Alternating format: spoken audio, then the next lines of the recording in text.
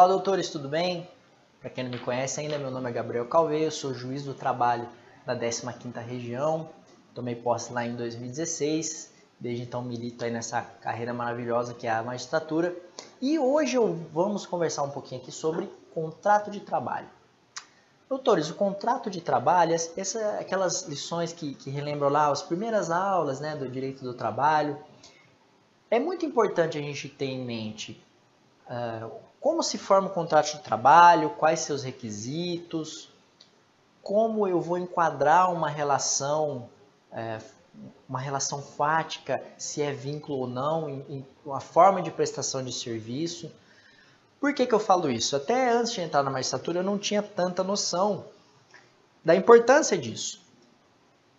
Eu falo sem sombra de dúvida a vocês que os casos, mais difíceis de serem julgados, às vezes são pedidos de vínculo. Porque são casos que as partes fazem um combinado de forma tal que você fica na dúvida se é vínculo ou não, se há uma relação de emprego ou não. Obviamente, uma relação de trabalho vai existir, mas para a relação de emprego, tá? que seja formada esse contrato de trabalho, o tipo da relação de emprego, o que tem que estar presente? Isso é difícil, às vezes as testemunhas vão lá, ouvem as testemunhas, aquela audiência que você termina e fala, e agora? O que eu vou fazer? Eu vou ter que dar uma pensada melhor, reler o processo, lembra ali dos depoimentos, vai pegando algumas nuances que vão te levar para o caminho daquilo pela procedência ou improcedência, né, desse pedido de vínculo. Mas são casos realmente que às vezes é bem difícil, a gente tem que pensar bastante, debruçar sobre o processo, maturar a decisão para realmente se buscar a justiça naquilo. Tá? Basicamente, artigo 2 e 3 da CLT estão lá os requisitos para a configuração da relação de emprego. Doutores, para que um trabalhador urbano rural seja considerado como empregado, ele precisa preencher de forma concomitante os seguintes requisitos: pessoalidade, subordinação, onerosidade, natureza não eventual, tá? E o empregado não pode correr os riscos do empreendimento, assunção dos riscos pelo empregador. Princípio bem importante que depois, quando a gente for estudar especificamente, tem alguns casos que a gente tem que tomar cuidado. Ok? Então, professor, dá um conceitinho de empregado, assim, básico para a gente ter em mente, às vezes numa prova dissertativa, ou às vezes até uma explicação, né? Os senhores vão dar uma palestra, é bom começar com um conceitozinho bem técnico, tá? Empregado é toda pessoa física que preste serviço pessoal de natureza não eventual a empregador, pessoa física ou jurídica, com subordinação jurídica, detalhe importante, mediante salário, lembra lá da onerosidade, e sem correr os riscos do negócio, tá? Geralmente, pessoal, a questão vai ser decidida ali nesse sem correr os riscos do negócio. A gente vai ver se o empregador está, né, não correndo, se o empregado está ou não correndo os riscos. Às vezes isso é o critério delineador para ver se está diante de uma relação de trabalho ou não, ok? Vamos passar para a pessoalidade? Então vamos lá. Pessoalidade. O trabalhador é contratado para prestar de modo pessoal os serviços, não podendo se fazer substituir por qualquer outro de sua escolha. Por quê, pessoal? Isso demonstra a fidúcia do contrato de trabalho, tá? Essa confiança. Ora, o empregador contrata aquela pessoa para trabalhar naquele cargo. Então, ele não pode mandar o amigo. Ah, não, eu vou mandar hoje, eu mando meu amigo. Não, ele sabe fazer, ele tem experiência na área, não interessa. Tá? A pessoalidade vai comandar. É pessoal, eu contratei você para prestar o serviço. Então, é o empregado que tem que ir. Óbvio que se tiver alguns casos, quando tem autorização do empregador, tranquilo, manda outro, não pode ir para ajeitar um serviço tranquilo, tá? Desde que tenha ciência e autorização. Agora, se independentemente da autorização, o empregado pode mandar qualquer um, vai lá e trabalha, opa, já é um indicativo de que não se está diante de uma relação de emprego. Que de fato a prestação ali pode ser de autônomo ou pode ser alguma outra forma que não seja a de emprego, tá? Um exemplo prático, eu sempre gosto de trazer exemplos para vocês contextualizarem aqui o que a gente fala, né? E trago os exemplos aí da magistratura. Peguei vários processos em uma determinada cidade de médicos. Eram médicos que entraram pedindo vínculo, se não me engano, 6 ou 7 ações. Eles estavam pedindo vínculo empregatício contra um hospital e uma outra empresa que fazia o pagamento. Então, o hospital contratou essa empresa, tipo uma terceirização, como se fosse.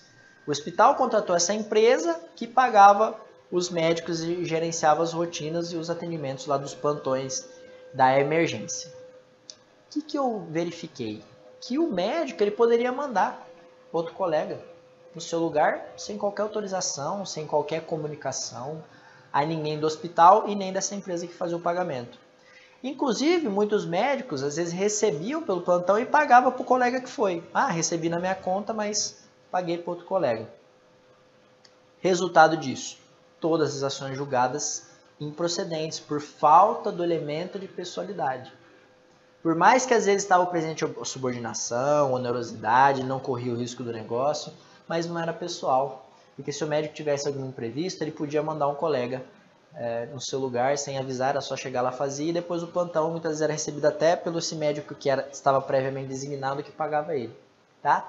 Resultado, julguei tudo improcedente, acompanhei 3 ou 4 delas no tribunal, o tribunal manteve a sentença, e após julgar improcedente as ações, eu já avisei para o pessoal lá da secretaria, ó, se eu passar mal, não me leva para a emergência dessa cidade, que senão vão acabar de me matar, porque praticamente era todos os médicos lá que faziam o rodízio da emergência, né? Mas brincadeira, né, pessoal? Mas vocês verem como esse elemento é bem importante para definir se a relação vai ser de emprego ou não, ok? Ah, mas às vezes tem situações, já peguei também. Uma vez, assim, o contrato teve lá 1 ano e meio, 2 anos, 1 ano. Uma vez fez substituir. Isso quebra todo o contrato de trabalho? Não, né, pessoal? Tem que também ter a proporcionalidade. Olha, uma única vez, episodicamente, que até, assim, demonstrou um zelo do empregado, que às vezes, puxa, não vou deixar o empregador na mão, né? Vou mandar ali alguém para que seja feito o serviço ali e tal. Então, óbvio, tem que ser analisado também a longo prazo, não é que uma única vez vai quebrar, no meu modo de ver, tá, pessoal? Lógico que pode ter alguém mais técnico que fala, não, fez substituir por uma vez, podia fazer sempre, você pode também argumentar o contrário, é a arte da argumentação, né? O direito é, uma das belezas do direito justamente reside aí na dialética, mas para mim uma única vez, assim, episodicamente, casuisticamente, não vai transmutar toda a natureza jurídica do contrato, ok? Vamos adentrando aqui que o próximo agora é show, subordinação. Bom, tem a subordinação aqui também é um outro grande requisito que vai fazer toda a diferença se evidenciada for naquela relação que você está estudando, seja como advogado para pleitear o vínculo, seja como empregador para defender, falar que não é relação de emprego, ou seja como magistrado para você tentar julgar isso aí, ou até seja como o trabalhador que está nessa situação e ver, poxa, será que eu tenho vínculo ou não? Né? Será que vale a pena eu ingressar com a ação ou não? Ok? Bom, a subordinação, a gente tem que lembrar alguns conceitozinhos. Face do poder de comando do empregador, tá? O empregado ele tem o dever de obediência, mesmo que tênue, conforme os autos empregados, que com a reforma trabalhista ganhou novos contornos, né? Antes a autoempregada era uma figura, nossa, quem que é o autoempregado, né? Agora ela já tem, a lei já deu uma contornadinha nessa figura. Ou em potencial, né, dos profissionais, podendo aquele dirigir-os, fiscalizar a prestação de serviço, bem como punir o trabalho. Então a subordinação ela vai ser, na prática a subordinação é o exercício do poder de direção, tá? E do poder disciplinar, também, obviamente, tá? Poder diretivo.